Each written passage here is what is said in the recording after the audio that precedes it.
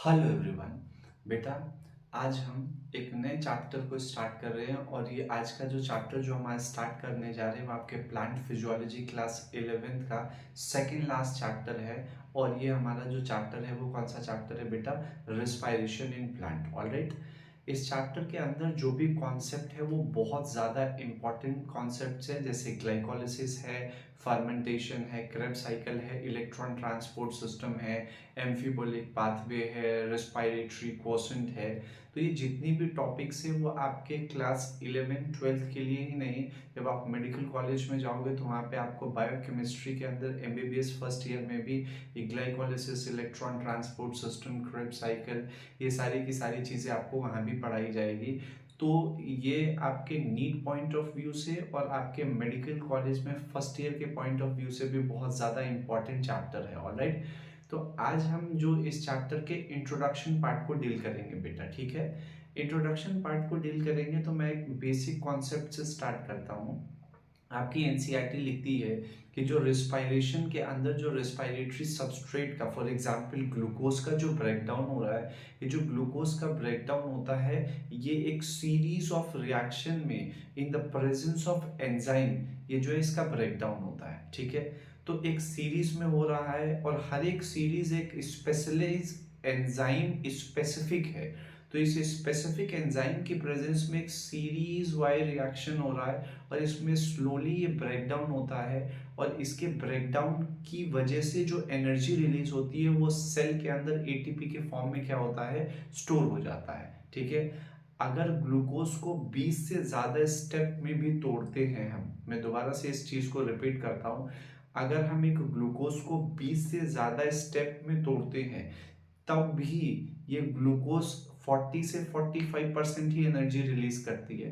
तो आप इमेजिन करो, अगर एक बार में ग्लूकोज टूट गया, कंप्लीट टूट गया, तो ये कितना ज्यादा एनर्जी रिलीज करेगा। और ऑल ऑफ सडन अगर एनर्जी का इतना ज्यादा रिलीज होगा तो ये सब हीट के फॉर्म में क्या हो जाएंगे, ये सब के सब स्केप हो जाएंगे। इसीलिए स्लोली ब्रेकडाउन होने से जो स्लोली स्लोली जो एनर्जी रिलीज हो रही है, ये सेल्स इसको एटीपी के फॉर्म में क्या कर लेती है, कंजर्व कर लेती है। ऑलराइट, तो इसको स्टार्ट करते हैं कि एटीपी क्या है और एटीपी की क्या इंपॉर्टेंस है और कैसे इसके अंदर बॉन्डिंग्स होती है। और जब इसका ब्रेकडाउन होता है, जब ये एनर्जी रिएक्शन के टाइम जब इसका यूज होता है, तो कौन सी बॉन्ड कितनी एनर्जी रिलीज करती है, इसके बारे में एक बेसिक चीजें देख लेते हैं।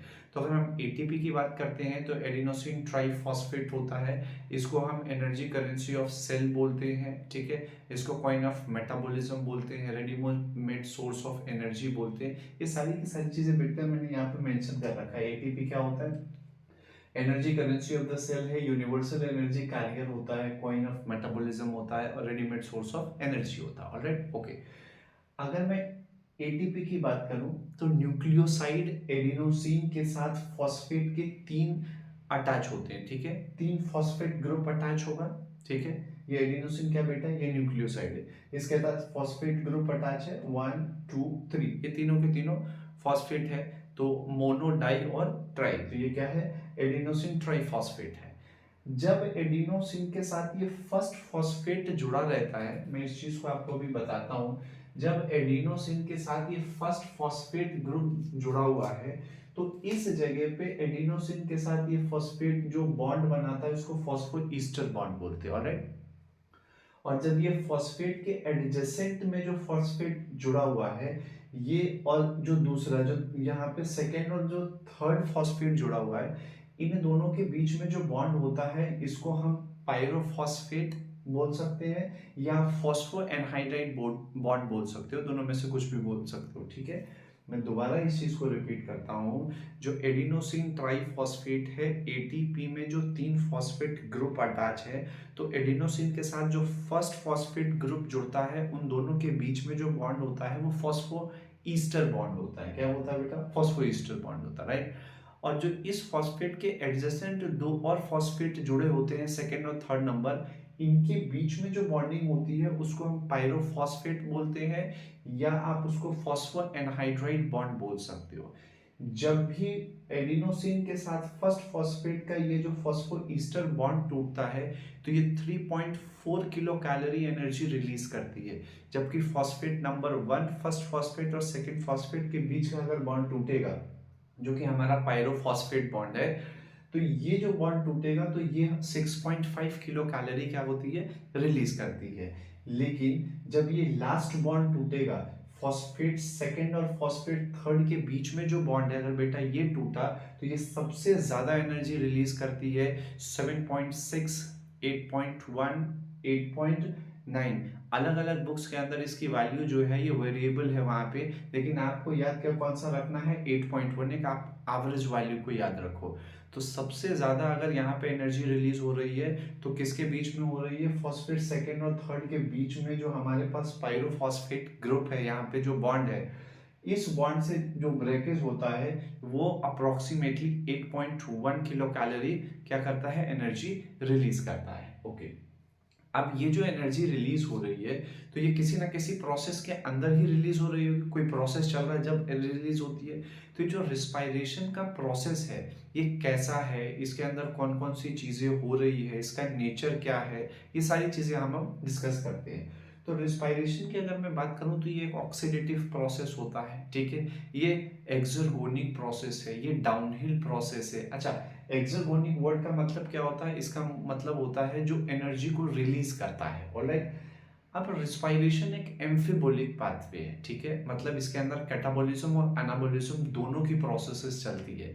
अब मैं आपको एक एग्जांपल से ये बताता हूँ कि कैटाबॉलिज्म और एनाबॉलिज्म का जो प्रोसेस है ये रिस्पायरेशन में दोनों साइमल्टेनियसली कैसे चलते हैं, ठीक है। एक एग्जांपल लो, आप एक ग्लूकोज का एक मॉलिक्यूल ले लेते हैं, 6 कार्बन कंटेनिंग ग्लूकोज का एक मॉलिक्यूल है। ऑलराइट, जो ये 6 कार्बन का जो ग्लूकोज का मॉलिक्यूल है, अगर इसको मैंने दो पार्ट में 3-3 कार्बन के कंपाउंड को तोड़ दिया, ठीक है, अगर मैंने इस ग्लूकोज के 6 मालिका कंटेनिंग कार्बन कंपाउंड को अगर मैंने 3-3 में दो पार्ट में इसको ब्रेक कर दिया तो मेरे पास क्या आ गया, 3 कार्बन कंटेनिंग कंपाउंड, मेरे पास पायरुवेट या पायरुविक एसिड आ गया। ऑलराइट, तो यहाँ पे आप देखो ये जो कार्बन है, ये ग्लूकोज है, इसको मैंने थर्ड से ये दो पार्ट में स्प्लिट कर दिया तो ये 3 कार्बन का क्या बन गया, पायरुविक एसिड बन गया, पायरुवेट बन गया।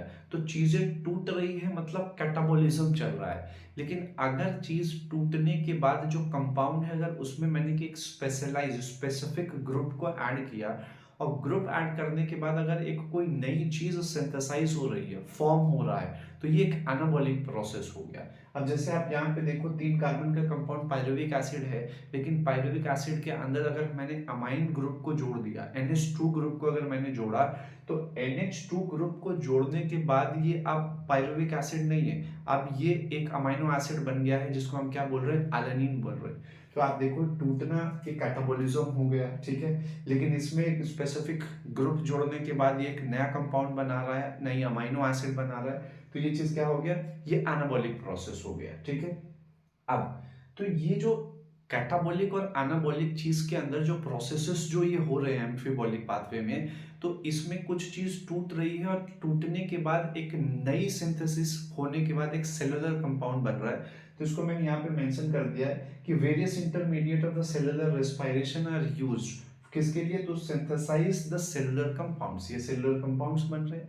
तो एक नॉर्मल कॉन्सेंट्रेशन अगर मैं देखूं तो ग्लूकोज को तोड़ने के बाद अलग अलग चीजें बन सकती है, टूटना कैटाबॉलिज्म है, उससे नई चीज का बनना एनाबॉलिक है। फॉर एग्जांपल ये ग्लूकोज है, ठीक है, इसको मैंने जैसे तोड़ा, अभी मैं बार बार इस चीज को इसलिए रिपीट कर रहा हूँ क्योंकि आप अपने बेसिक कॉन्सेप्ट को क्लियर कर लो बेटे।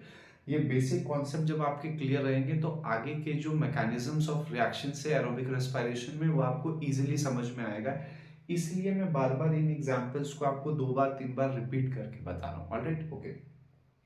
तो ग्लूकोज के अंदर जब ये इसमें क्या है, ब्रेक डाउन हो गया, तो 3 कार्बन का क्या बन गया यहाँ पे हमारे पास, पायरुविक एसिड।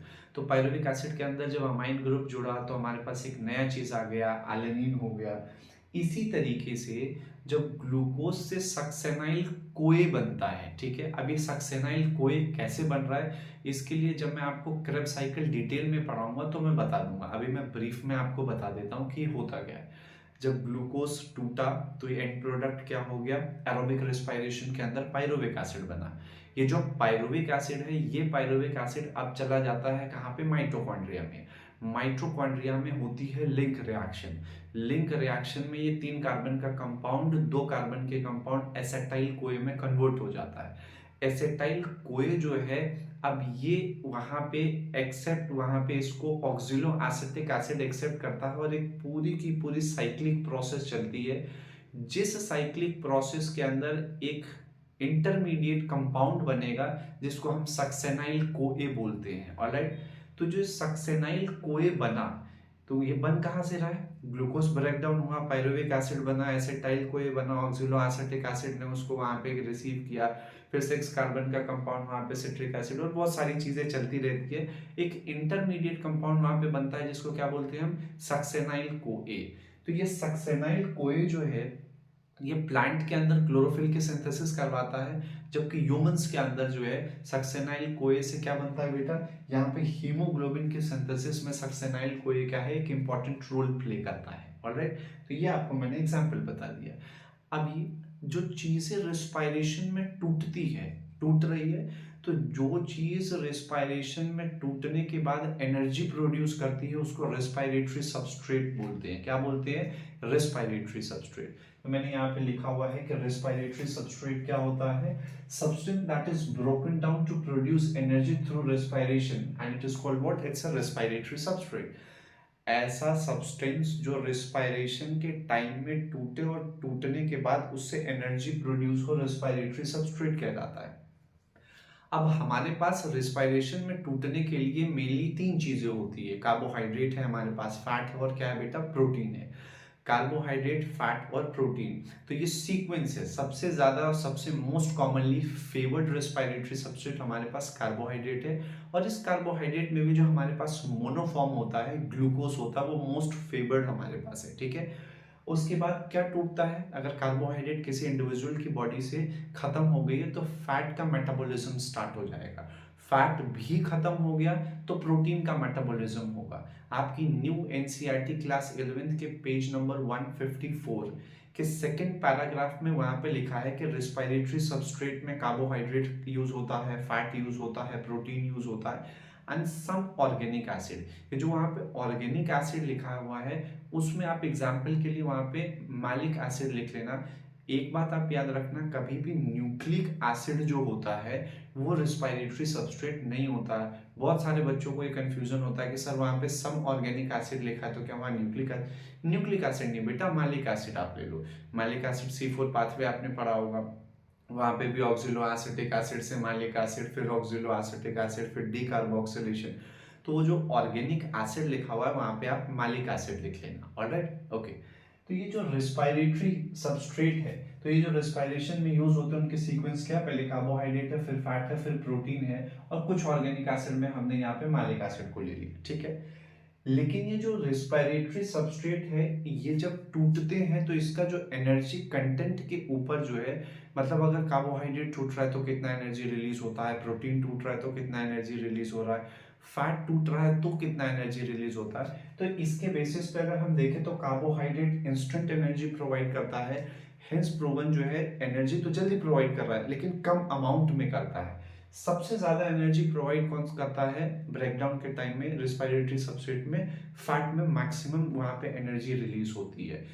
जबकि प्रोटीन अगर किसी भी इंडिविजुअल की बॉडी से ब्रेकडाउन हो रहा है, मतलब उसकी बॉडी में ऑलरेडी कार्बोहाइड्रेट और फैट कंप्लीटली मेटाबोलाइज हो गया है, और जैसे अगर प्रोटीन किसी इंडिविजुअल की बॉडी से टूट के एनर्जी के लिए टूट रहा है, मतलब वो पर्टिकुलर इंडिविजुअल स्टारवेशन के टाइप पीरियड में है। स्टारवेशन पीरियड हम तभी यूज करते हैं स्टारवेशन वर्ड जब कोई भी इंडिविजुअल, कोई भी पेशेंट जो है वो एटलीस्ट 10 to 12 डेज से फास्टिंग पे है, तो हम स्टारवेशन वर्ड यूज करते हैं।